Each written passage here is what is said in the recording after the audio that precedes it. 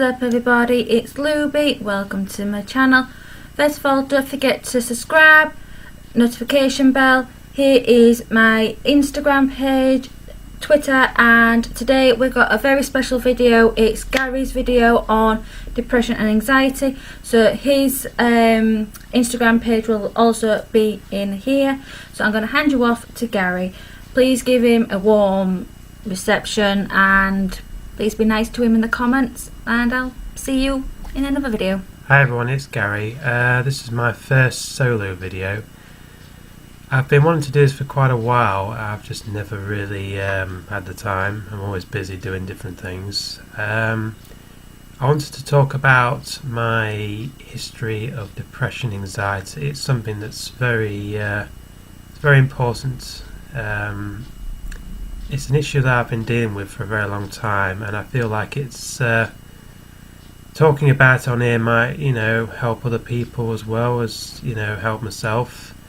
My anxiety, it started as far back as I can remember. I remember when I was at secondary school, I started to get these terrible nerves that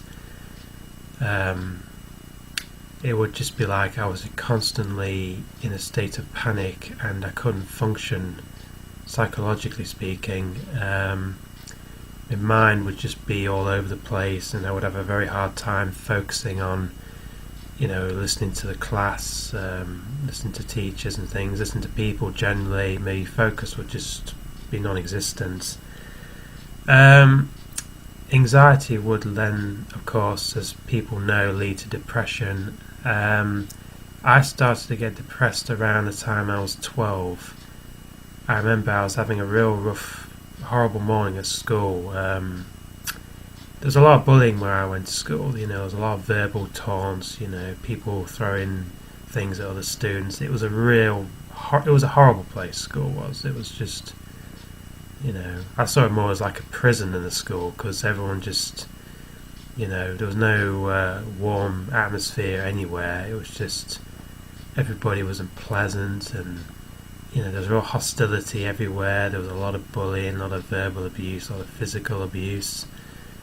I remember a lot of kids, talking about committing suicide, and the teachers always seemed kind of oblivious, or they perhaps just didn't care. I don't know. They didn't seem very concerned, especially with my own issues, which I raised with them. So I was about 12, and I just remember having trouble with this one particular guy I used to know from school. I'm not going to give any names, somebody I used to know that I did sort of socialise with for a brief period, but we never really hit it off. I remember I said to somebody who was also, I saw him as a friend, but he really wasn't. He was just kind of like a user, which is what my school was full of, people who just use people for different things. I was often used just because I always had money in my bag. People used to ask me for money, and I would just, rather stupidly give it to them because I thought I was just being nice. I remember saying to him about this guy, and I said I didn't really see eye to eye with him. I thought he was a bit of an arse, really. And he told him, and then eventually he just started being an arsehole even more towards me. And I think I pretty much hurt his feelings because of it. But I had trouble with him one morning, and I just felt really down. And I remember saying to somebody, I felt like just wanting to commit suicide because I was just that unhappy with everything. And my home life at the time as well was really, it was a real trying period. It was, I didn't really have any closeness with my parents. My dad was just, I always said he was more like a ghost because he was there but he wasn't, he was just, in the background, but he never really intervened. He never really, got involved with mine or my brother's problems, because my brother was going through some rough times himself. He was, I'm not quite sure if his was depression, but he suffered with mental health as well, and he wasn't dealing with anything very well. His school life was not quite as bad as mine because he went to a different school. he went to one of the private schools, the only one in the area actually. I went to a public school, and my experiences were a lot more, perhaps more severe, because it was just a rougher school generally. There was a lot more rougher kids. Most of the kids I went to school with all seemed to come from broken homes and, rough backgrounds.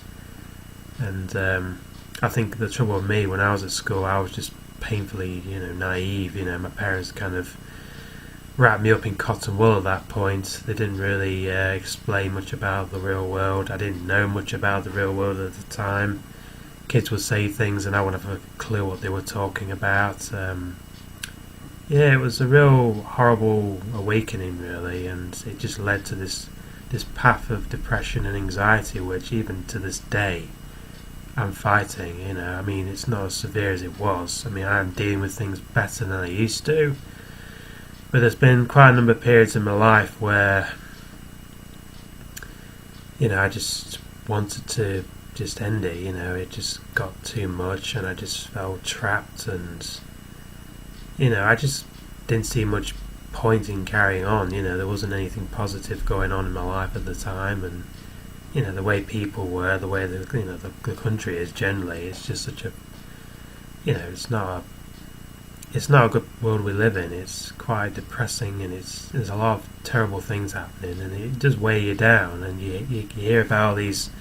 You hear so much about the negatives, but you don't really hear so much about the positives. You don't see much of the positives in human nature, especially me working where I work in retail. You see a lot of the bad side of human nature. You see the ugliness of humanity, but you don't see the good side of humanity. You don't see the compassion, the sensitivity, the sort of the general care and affection that you want to see, but you're very limited in seeing. Seeing all these vile, worthless people. These. I'm not going to stop swearing because it's not going to solve anything. I think it's pointless. It just doesn't make you feel any better. It makes you feel worse, and it takes its toll. Like anything negative, for so long, an extensive amount of time will lead to, sort of a breaking point. And I had breaking points where I just thought, I just don't really want to, keep on going. I don't really want to. I just wanted to go to sleep and just stay asleep. I didn't want to get up in the morning. It was just, it was just unbearable.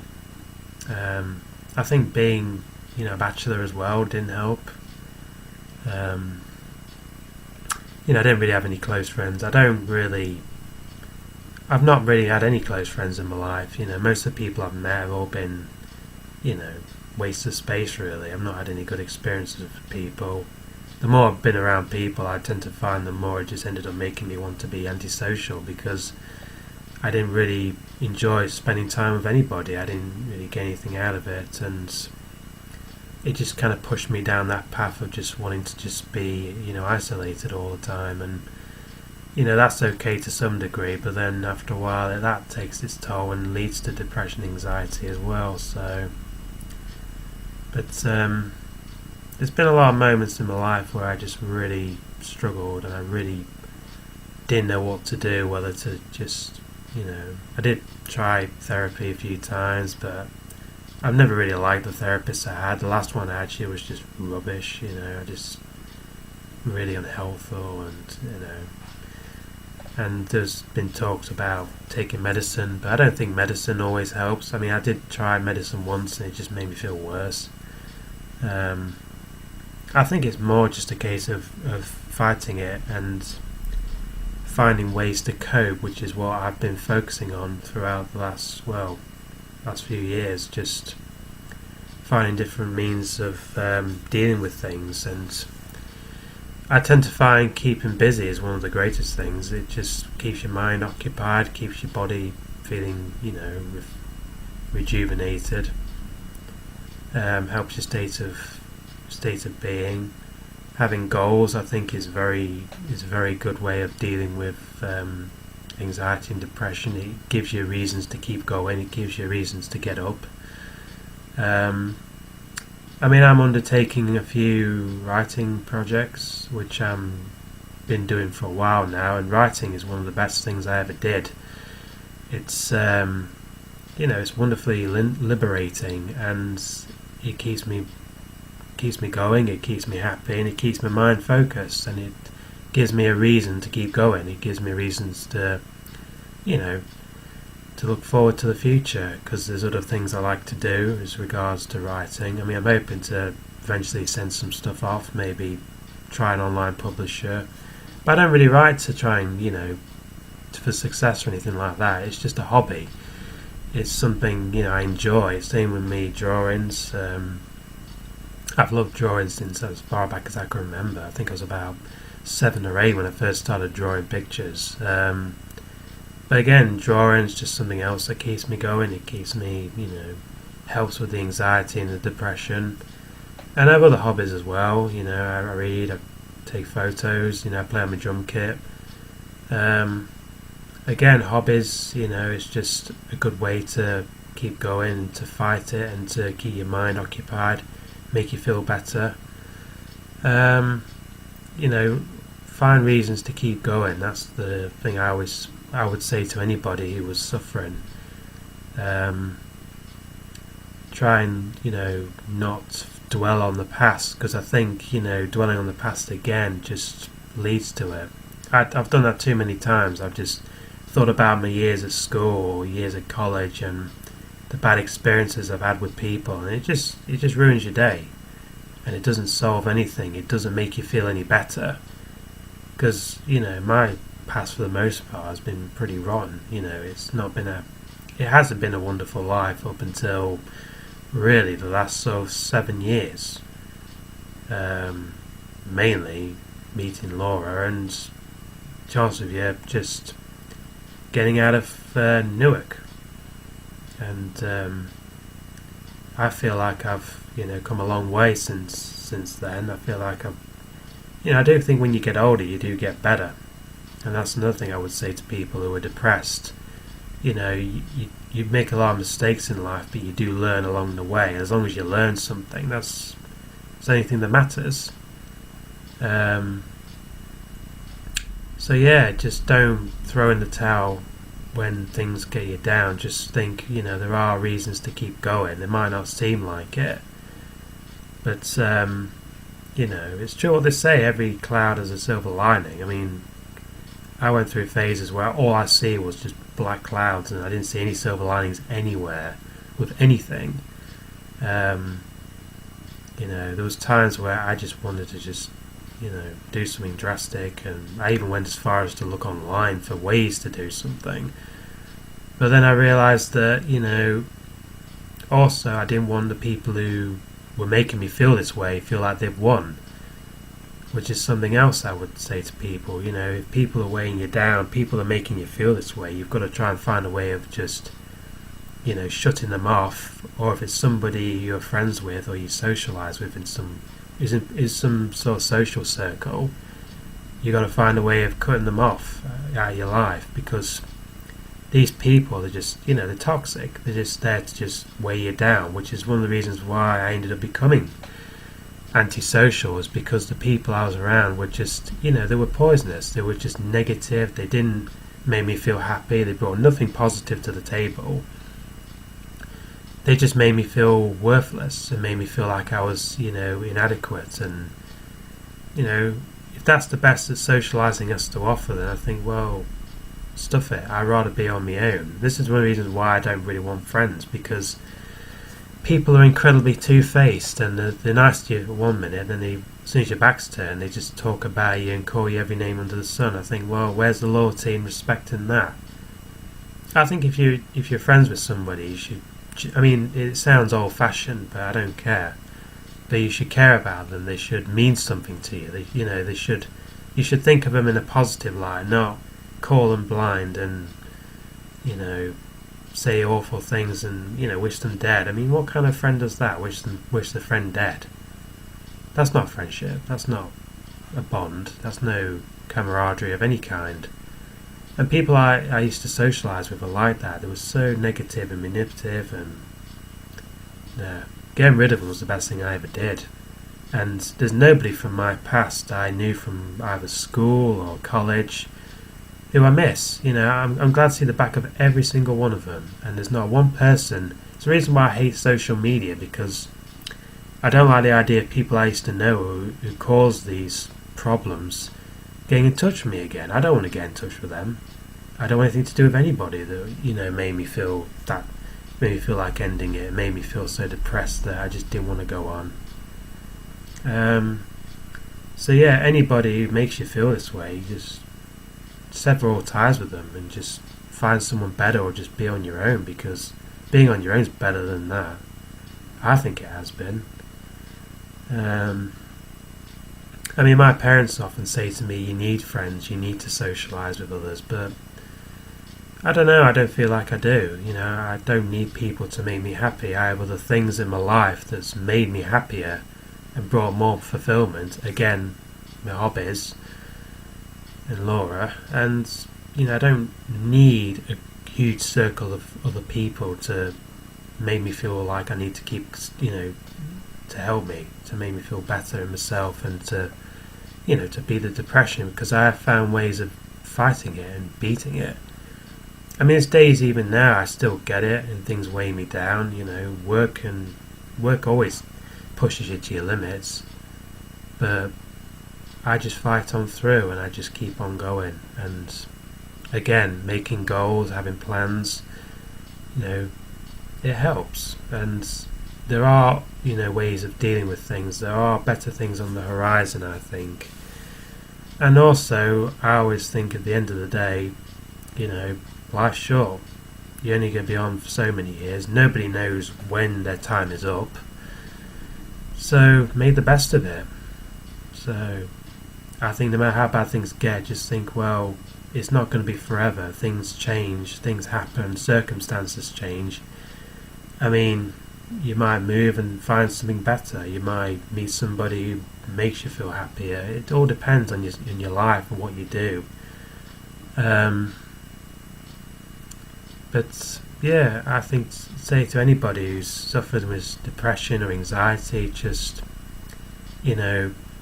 exercising as well. Exercising is a good way of beating depression. It just liberates you. Physical exercise does. I used to go running, and that always used to make me feel better. It always makes me feel like I think I got more from that than I ever did from seeing a psychiatrist. I just felt so much more liberated. So there's always that option. But yeah, don't be afraid to speak to other people about it. Don't be afraid to be open about it, because when I was growing up, it was kind of hush-hush, this sort of talk. You talk about depression and people used to be so patronising, especially older people, which is typical of the older generations maybe, but they always used to be like, oh, what have you got to be depressed about? Well, maybe things were different in your day. You were talking about the 50s and 60s. It was a different world back then. You grew up in the 80s and 90s and the world changed so drastically, especially in the 90s. It was a different world, completely different. I think that's the trouble. There was that huge generation gap, and that just made it worse, and I think it made it harder for people to talk about their feelings. And even to this day, people struggle to talk about it. People struggle to deal with their emotions and talk about them, because they're not easy subjects. They're awkward. There's a real awkwardness to socialising, which is again what kind of puts me off. I kind of wish, just to be honest and be myself, but I always feel like I have to put on a bit of a front, and it's kind of fake to me. I don't like that. I really resent having to put on a front. I think with people who're supposed to be your friends, you should just be able to be completely honest. So, yeah, that's the good thing about the modern world also, which, older people complain about the internet. I know my family do. My grandparents still live in the Stone Age because they can't even understand what the internet is.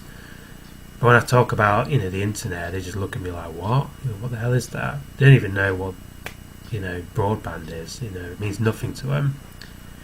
But, the best thing about the internet, there's so much more information now. There's so many more. That's the best thing. There's, we're more informative now than we used to be. A lot of things, especially, mental health, it was very much, there was only so much, information out there. There wasn't a great deal of knowledge.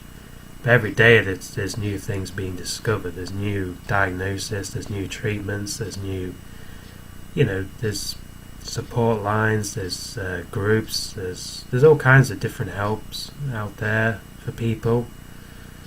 So yeah, there's always that option if you want to find out more. Just you can. That's the best thing about the modern world. If you want to find out more about anxiety, just look online. Type in Google and you get God knows how many pages. I mean, when I was growing up, I didn't really have the internet until I was about 12, 13. But even then, it was still in the sort of infancy back then. It wasn't quite, the knowledge and the sort of expansion of pages as there is now. But when I was growing up, nobody really talked. I mean, my family especially, nobody really talked about the problems. I mean, I remember the psychiatrist who my brother saw. He referred to it as emotional constipation, which I thought was very funny. But, my family just, well, like a lot of people, they just didn't really talk about things. They kind of lived in denial. They kind of had their heads in the sand, and I think that was the trouble. They just didn't really understand, or they didn't really want to understand. They didn't really want to know. They kind of thought, it was just a phase, but it's a phase that I've lived with for most of my life, and I still suffer with even now. I mean, there's not going to be a time when I don't suffer with anxiety. I'm not going to get depressed. But at least I'm not at the point as I was when I was younger, when I just wanted out. I didn't want to stick around, and the thought of getting old depressed me. The thought of the way that, I used to be scared of the future. But I think, well, what's the point? What's the point of living in fear? You've got to get what you can out of life and enjoy it, because, like I said earlier, you don't know what's around the corner. You don't know when, your time is up. So, yeah, I just thought I'd make this just to, I feel liberated just doing this, and it helps, just talking about it, just getting it off your chest. So anybody who suffers, you're not alone. It's true. You're not alone with anything. Everybody suffers. I mean, when I was growing up, I used to think famous people were like, immune from all these problems. I mean, I was very naive when I was young. But you hear about it all the time. These famous people suffer with anxiety and depression, and given the lifestyle they lead and all the hassle that goes with it, I'm not surprised. I'm not surprised more people aren't having breakdowns or doing something drastic. But yeah, everybody, we're all in this together. That's the way you got to look at it. We're all stuck on this planet, floating around this space,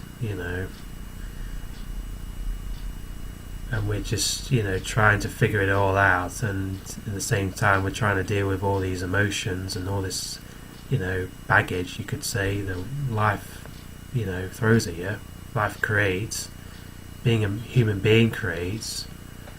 And it's no wonder most people, everyone has a breaking point. Everybody, snaps at some point and thinks, I can't take more of this. But it's those moments when you realise you've got to just take a step back and really look at it from a different perspective.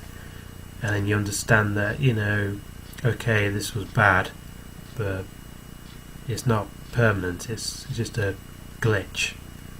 Something better will come along. And thinking that will hopefully trigger that positive way of being. It's certainly helped for me. And again, having goals, having the right people, being in the right atmosphere, and just having a good family as well. That's something I've always wished. I wish my family were more supportive, especially when I was growing up, because when I was growing up I was pretty much alone. I just didn't have anybody. My parents didn't really make the time. My dad certainly didn't. He just didn't want to know. He just couldn't talk to him. You know, it was just like talking to a brick wall probably would have been more beneficial than talking to my dad. My mum was just wrapped up in herself, and yeah, I feel like if I had more of a understanding background, you know, stronger family, who knows, maybe I would have handled school a lot better. I mean, those secondary school years were the worst years of my life. You know, it was such a depressing. It was a horrible time. I don't know. I'm still amazed that I survived that, and that's another positive, I guess. You know, as bad as it seems, you know, you do survive it. You do get through it. You do get over it. I mean, some of those memories, you know, they still haunt me to this very day. I mean, I still have nightmares about certain people. I know it sounds bad, but I just think, you know, I hope to God I don't see such and such again, or I don't. That's what another thing I'm so relieved about was moving out of that place, leaving Long Eaton behind. It was one of the best things we ever did. It was one of the happiest days of my life, actually, was when I left school and I left that place behind, knowing I wasn't going to have to live there anymore. It was wonderful. Again, a change of scenery really does do you a lot of good.